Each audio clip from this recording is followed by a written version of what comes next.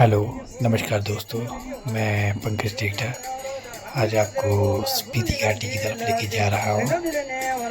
ये स्पीति घाटी का एक छोटा सा गांव ग्यू, यहाँ पर आज मोनेस्ट्री की में पूजा हो रही है।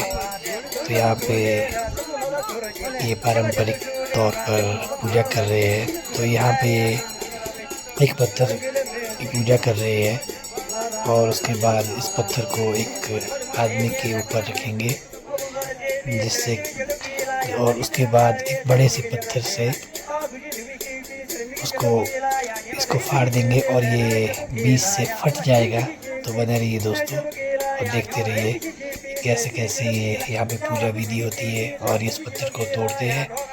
धन्यवाद।